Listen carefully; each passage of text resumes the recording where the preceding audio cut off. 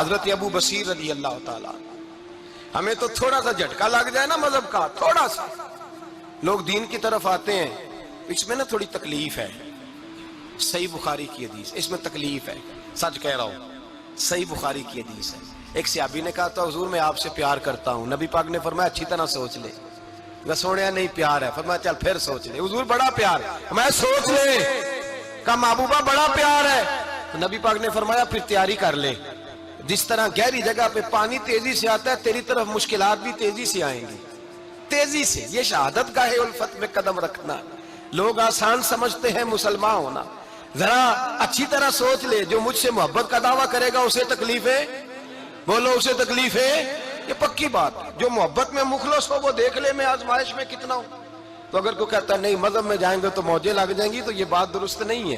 یہ تو بڑا مشکل کام ہے. یہ تو اس سے پوچھو نا جو اس منصب پہ ہے. یہ کٹھن مرحلہ ہے، کٹھن. یہ شہادت کا ہے الفت میں قدم رکھنا. لوگ آسان سمجھتے ہیں مسلمان ہونا، روتا ہے فلک برسوں، پھر جا کے یہ حالات درست ہوتے ہیں. تو بھائی یاد رکھیں اور سمجھیں، حضرت ابو بصیر رضی اللہ تعالیٰ عنہ نبی پاک صلی اللہ علیہ وسلم نے طے کر لیا کفار کے ساتھ.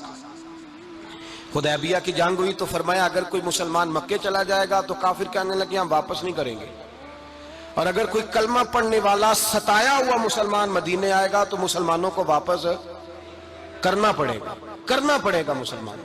مسلمان اپنا بندہ نہیں رکھ سکتے.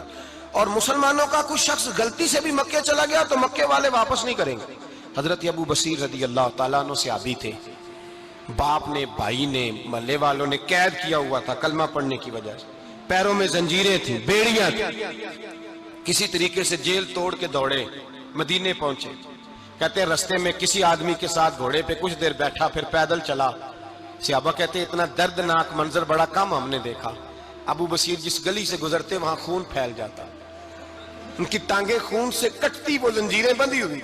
در رسول پہ حضور میں بھاگ کے آیا ہوں. کہتے ابھی نبی پاک صلی اللہ علیہ وسلم ان کی بات سن ہی رہے تھے کہ پیچھے سے قریش کے 2 سپاہی بھی آ گئے. کہنے لگے یہ بھاگ کے آیا ہے اور آپ کا وعدہ تھا کہ آپ واپس کریں گے.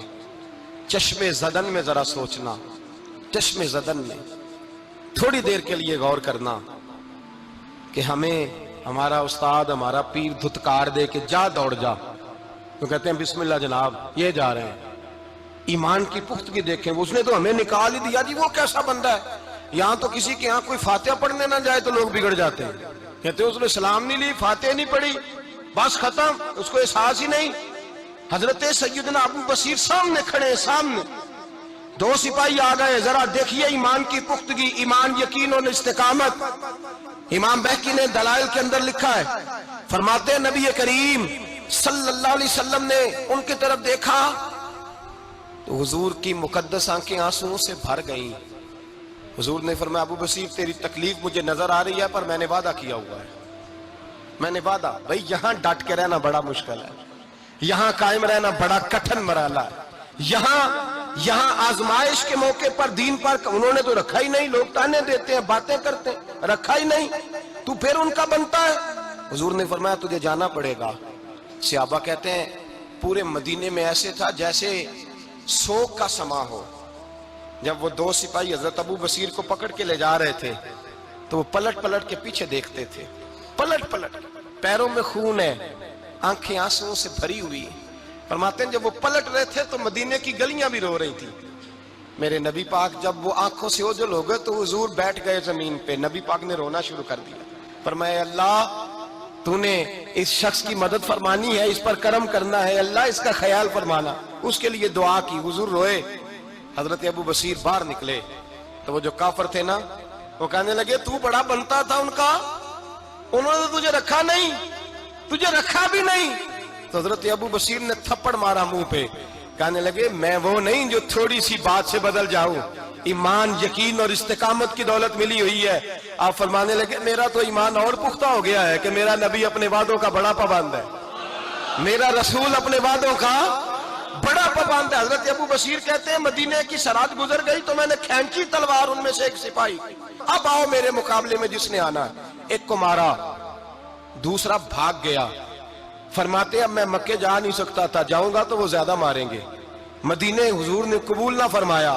فرماتے ایک جنگل میں جا کے العیس نام کی ایک بستی تھی، وہاں ڈیرا لگا لیا دریا کے کنارے، پانی پی لیتا، پتے کھا لیتا، تن تندور ہڈاں دا بالن تے اسی ہاواں نال تپایا، کپ کپ مکیاں پیڑے کیتے تے اتوں صبر پلے تھن لایا، تن دی ہانڈی تے من دا سالن اتے لون صبر دا پایا، غلام فریدا وے میں ساری تیری، غلام فریدا وے میں ساری تیری، تینوں وجہ یقین نہیں آیا؟ فرماتے سالوں پتے کھائے، اب جو بھی وہاں سے تنگ ہوتا وہ میرے پاس آ کے پناہ لیتا، جس کو مکے والے مارتے میرے پاس آ کے کہتے ہیں، تانے دینے والے آ کے کہتے ہو تم کس طرح کے نوکر ہو، تمہیں تو انہوں نے رکھا ہی نہیں، ہم نے کہا چپ کر جا، وہ ہمارے آقا ہیں، وہ ہمارے آقا ہیں، رکھیں تب بھی ٹھیک ہے، نہ رکھیں اللہ اکبر، ایمان دیکھو، قوت دیکھو، جیڑیاں خسماں دی وچ رضا وسن پاگ جاگ جاندے اونا گولیاں دے تے میں گڈی ہتھ ڈور سجن دے، او جنج رکھے اونج رہنا ہے، واجب نہیں جے وچ شریعت مندہ خسم نو کہنا، فرمایا بس ٹھیک ہے، جس طرح حضور راضی ویسے ہی ہم راضی۔ حضرت ابو بصیر رضی اللہ تعالیٰ عنہ کے پاس 300 صحابہ کٹھے ہو گئے، 300۔ حضرت ابو بصیر جب مدینے کی سرحد سے گزر رہے تھے نا تو نبی پاک نے ایک آواز دی تھی، فرمایا ابو بصیر ایک وقت آئے گا کہ میرا پیغام تجھ تک پہنچے گا، ایک ٹائم آئے گا۔ حضرت ابو بصیر سے جب کوئی کہتا نا کہ زندہ کس بات پہ ہو تو فرمانے لگے مصطفیٰ کے فرمان پہ بڑا یقین ہے، بلاوا آئے گا، مجھے بلاوا، مجھے یقین ہے کہ مجھے بلاوا، بڑی امید ہے سرکار قدموں میں بلائیں گے، اور کرم کی جب نظر ہوگی مدینے، مجھے یقین ہے کہ مجھے بلاوا۔ حضرت ابو بصیر رضی اللہ تعالیٰ عنہ فرماتے ہیں کہ وقت گزرتا گیا، 300 لوگ کٹھے ہو گئے، جب کوئی مسلمانوں کا قافلہ مکے کے پاس سے گزرتا تو مکے والے لوٹ لیتے تھے، حضور نے بھی اجازت دی مدینے والوں کو، اگر ان کا قافلہ کوئی آئے تمہیں بھی حملے کی اجازت ہے، کفر کا مال مال غنیمت ہے۔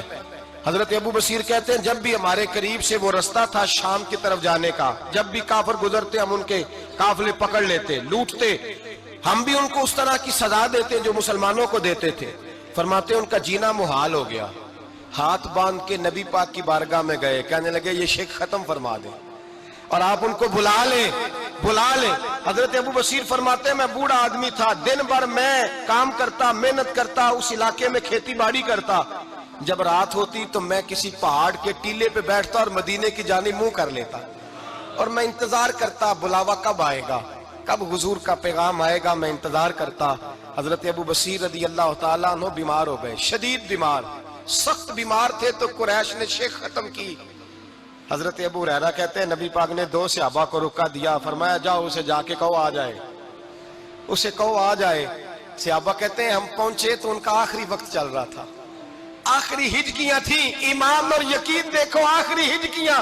لوگ کہتے ابو بصیر وقت آ گیا، وہ کہتے نہیں ابھی وقت نہیں آیا، وقت تب آئے گا جب نبی پاک کا بلاوا آئے گا، حضور کا وعدہ تھا وقت تب آئے گا جب میرے نبی کا بلاوا آئے گا، بھی بلاوا نہیں آیا تو ابو بصیر کا وقت بھی نہیں آیا۔ صحابہ کہتے ہم نے جا کے رکا، تھمایا، اٹھنے کی بھی طاقت نہیں تھی، جب حضور کا رکا لیا نا تو دونوں یوں مٹھیاں بند کر لی، گویا جھوم جھوم کے نعرے لگانے لگے آؤ دیکھو میرے نبی کے وعدے کتنے سچے ہیں، آؤ دیکھو حضور کے وعدے، چومتے حضور کا نامہ، سر پہ رکھتے، سینے سے لگاتے، اور کہتے ہیں پھر بلند آواز سے کلمہ پڑھنے لگے، کہنے لگے حضور میں حاضر ہوا، یا رسول اللہ میں آیا، کہتے بلند آواز سے کلمہ پڑھا اور ان کی روح پرواز کر گئی، ان کی روح پرواز کر گئی۔ نبی رحمت صلی اللہ علیہ وسلم کے غلاموں کا یقین، اعتماد اتنے اعلیٰ درجے کا، کمزور مسلمان، دائیں بائیں دیکھتا مسلمان، کفر کے وعدوں پر اعتبار کرتا، یہودی عیسائی اور سکھ کے وعدوں پر اعتبار کرتا، دنیا دار ٹھگ اور چور کے وعدوں پر اعتبار کرتا، یہ رب کریم کے وعدے پر اعتبار نہیں کرتا، یہ اللہ رسول کے ساتھ اپنی توجہ کو مبذول نہیں کرتا۔ میرے رسول کریم سید عالم صلی اللہ علیہ وسلم کے غلاموں نے اعتماد کر کے، یقین کر کے ہمیں بتلایا ہے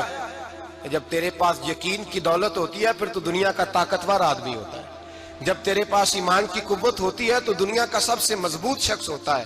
اپنے آپ کو مضبوط کریں، اپنے اندر ایمان کی توانائی پیدا کریں، یہ جھوٹے وعدوں پر، جھوٹی تسلیوں پہ اپنے آپ کو زندہ نہ رکھیں، نہ دیکھیں دائیں بائیں کیا ہو رہا ہے، توجہ سیدھی اللہ رسول کی جانب رکھیں، مضبوط ایمان پیدا کریں، تگڑا، دانائی والا۔